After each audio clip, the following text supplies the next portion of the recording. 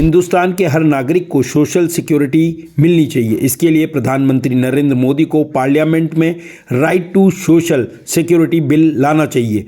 ये कहना है राजस्थान प्रदेश के मुखिया अशोक गहलोत का।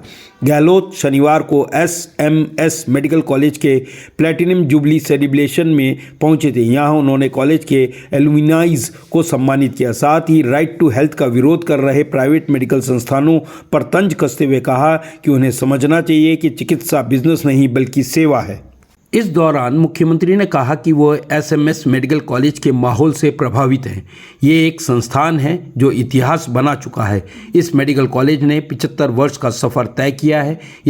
यदि 75 साल के बाद ही ये प्रतिष्ठित नहीं होता तो यहाँ मौजूद डॉक्टर्स को अच्छा नहीं लगता। उन्होंने कहा कि एसएमएस और आरयूएचएस ने कोविड-19 के दौरान देश के अंदर अलग पहचान बनाई। कोविड-19 की पहली लहर भी बहुत डरावनी थी, लेकिन राज्य में मेडिकल फैकल्टी के साथ सभी कर्मचारियों को 50 लाख देने की घोषणा की गई। इसमें किसी तरह की राजनीति नहीं की गई। एक तरफ डॉक्टर्स ने कोई कमी नहीं रखी, वहीं राज्य सरकार ने यह ध्यान रखा कि कोई उन्होंने कहा कि आईटी के माध्यम से गांव तक जुड़े हुए हैं। इसका फ़ायदा भी मिला। करीब 500 वीडियो कॉन्फ्रेंसिंग की, जिसमें से 250 कोविड-19 से रिलेटेड थी। इस दौरान भिलवाड़ा मॉडल बना, जिसकी WHO ने भी तारीफ की। विश्व में खतरनाक माहौल था। इटली जैसे देशों में तो बुजुर्ग की केयर नहीं की गई, पर यहाँ अपने संस्कार है। यहाँ युवाओं के साथ साथ बुजुर्गों का भी ध्यान रखा गया। सीएम ने बताया कि राजस्थान में सरकार बनते ही एकेडमिक ब्लॉक की इसी हॉल में निरोगी राजस्थान के रूप में एक नई शुरुआत की गई थी।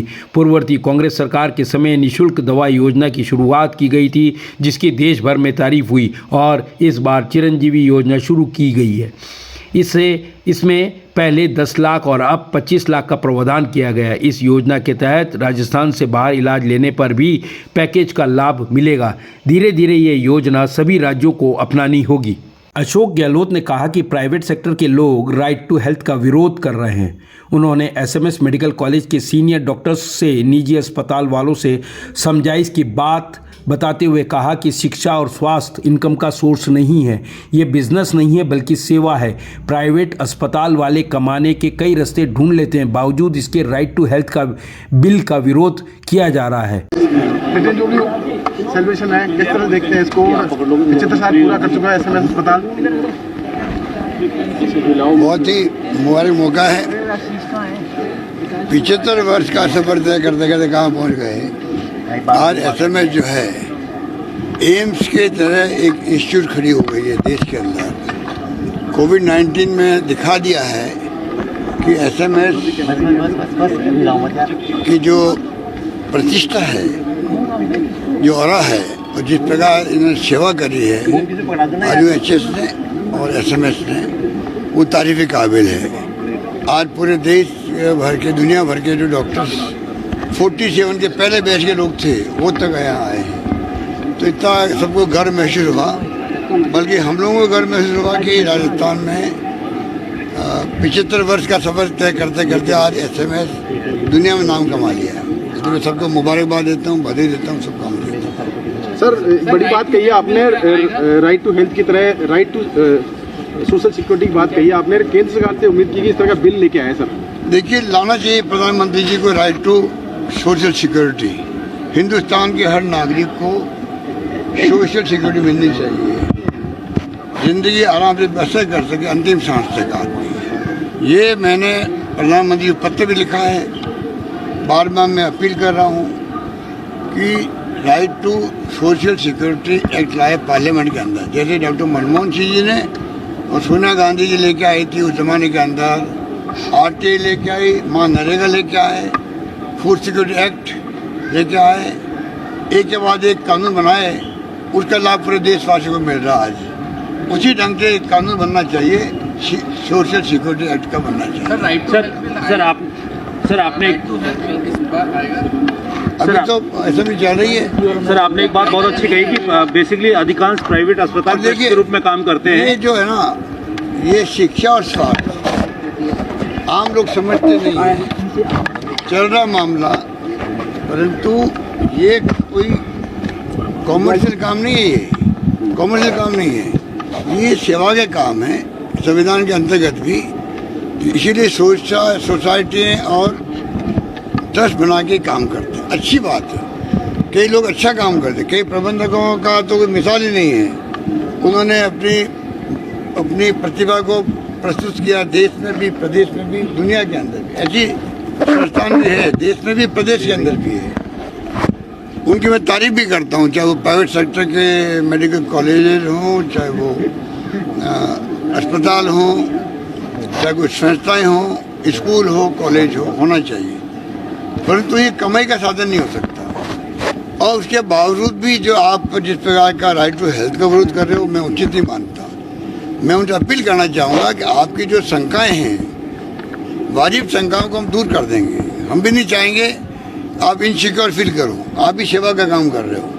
हम चाहेंगे आपकी सेवाओं का उपयोग समाज को मिले, सरकार आपके साथ में खड़ी मिलेगी आपको।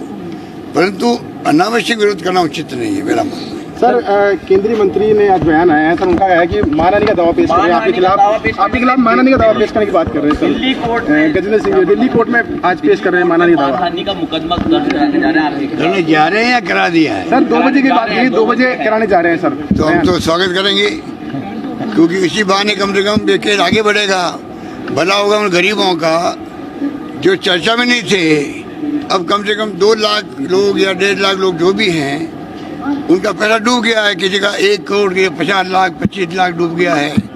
वो पैसा कहाँ गया है? इथियोपिया में गया है, यहाँ पे गबन हुआ है।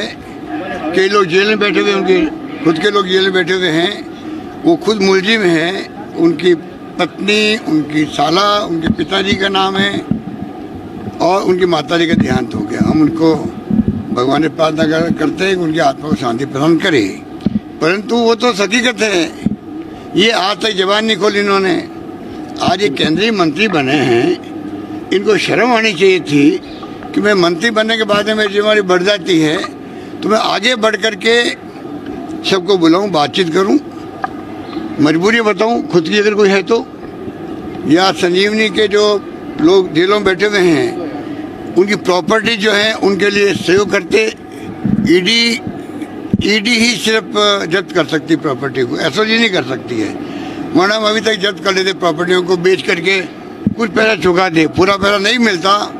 वो कहते थे आप तो हमें आंखों में आंसू आ गए हम सबके, जब वो आए जोधपुर में और जिस प्रकार जयपुर में आए थे। बूढ़े बूढ़े लोग, बुजुर्ग महिलाएं, कुछ सोच नहीं सकता। उनकी सारी कमाई इकट्ठी हुई, बेटियों की शादी करनी गई, लोग क्या क्या किससे बताएं। वो सब लोग बेचारे रो रहे थे। इनको उनमें उनके आंसुओं पे भी शर्म नहीं आती, इनको दया भी नहीं आती। इनको चाहिए वो तो करे, मानहानि का केस अच्छा लगेगा, इसी बहाने केस आगे बढ़ेगा तो गरीबों का इशू नेशनल लेवल बनेगा। मैं चाहता हूँ प्रधानमंत्री जी तक बात जाए, अमित शाह जी तक बात जाए। अमित शाह जी खुद कोऑपरेटिव मिनिस्टर है, उनके अंडर में आती है सोसाइटी है। ये मल्टी स्टेट कोऑपरेटिव सोसाइटी है ये, जो ये गबले किए इन्होंने। स्टेट की होती तो हम उस ढंग से निपटते इनसे। ये निपटने का काम केंद्र सरकार का है। 5 बार हम लिख चुके ईडी वालों को, भाई आप कम से कम हमें सब इन्फॉर्मेशन दो, इस केस को ले। क्यों नहीं रहे वो लोग? छापे डाले हिंदुस्तान भर में ईडी वाले। ये छापे का केस तो परफेक्ट है। आप केंद्रीय मंत्री, ये कैसे रह सकता है? मुझे अफसोस इस बात का है कि प्रधानमंत्री जी या गृह मंत्री नॉलेज में नहीं आया क्या ये इतना बड़ा घपला? ऐसे घपलेबाज को आप कैसे रखते हो आप अपने केंद्रीय मंत्रिमंडल में? ये सवाल है बहुत बड़ा, ये बहुत बड़ा सवाल है। और ये तो हकीकत है, कागजों में है, पेपरों में है, कोर्ट के अंदर है, हाई कोर्ट के अंदर है। लिक्विडेटर बैठा हुआ है, केंद्र सरकार ने लिक्विडेटर बैठाया हुआ है। ये तो पूरा केस बना हुआ है ना। अब आप बताइए, उसमें इस आदमी को शर्म ही नहीं आ रही है कि मैं कैसे सबको बुला के बात करूँ। हमारा सहयोग चाहिए, हम सहयोग देंगे इनको, तो वो तो आगे ही नहीं आ रहे हैं। अगर वो चाहें तो हमारी सरकार उनको सहयोग कर सकती है। अगर वो चाहते हैं कुछ किस प्रकार से हम सब मिलके उनका चुकारा करें, मुझे इसमें कोई राजनीति नहीं करनी। हकीकत तो बताना पड़ेगा, हमारा फ़र्ज़ है। वो हमसे पूछते हैं हमारी स्टेट गवर्नमेंट क्या कर रही है, हमारा बताना हमारा फ़र्ज़ बनता है।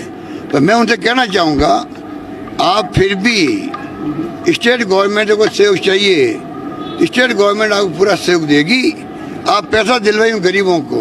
वो कहते हमारा ब्याज गया बाहर के अंदर, आप तुम्हारा मूल पहले दिलवा दीजिए, कम से कम अपनी बेटी की शादी कर लें। एक आदमी बूढ़े आदमी है, 5 उसे स्टंट लगने हैं, उसे जिद पकड़ रखी है बेटे के साथ, बेटा क्या मैं करवा दूंगा आपका स्टंट लगवा दूंगा। वो क्या नहीं, मुझे वो पैसा वापस मिलेगा, उसी पैसे से मैं स्टंट लगाऊंगा। ऐसे ऐसे किस्से कहानी हैं। तो अच्छा है, मैं तो स्वागत करूंगा अगर वो मेरे खिलाफ केस करते हैं, इसी बहाने उन गरीबों का भला होता हो तो मुझे अच्छा लगेगा। सर, स्टेट गवर्नमेंट ने एक प्रोविजन किया है अभी रिसेंटली कोऑपरेटिव डिपार्टमेंट ने कि जो कोऑपरेटिव सोसाइटीज में फ्रॉड होता है उसके मामले सभी अब डिस्ट्रिक्ट कोर्ट्स में, उन कोर्ट्स में जाएंगे ताकि उन लोगों को न्याय मिल सके, कोर्ट्स के जरिए न्याय मिल सके। फर्स्ट टाइम ये प्रोविजन राज्य सरकार के द्वारा सहकारिता विभाग ने भी रिसेंटली दिखवा देंगे, उसको भी दिखवा देंगे। जो भी हो सकता होगा, खाली संजीवनी की बात नहीं है। आदर घोटाला है सिरोही का, बड़ा घोटाला वो भी है।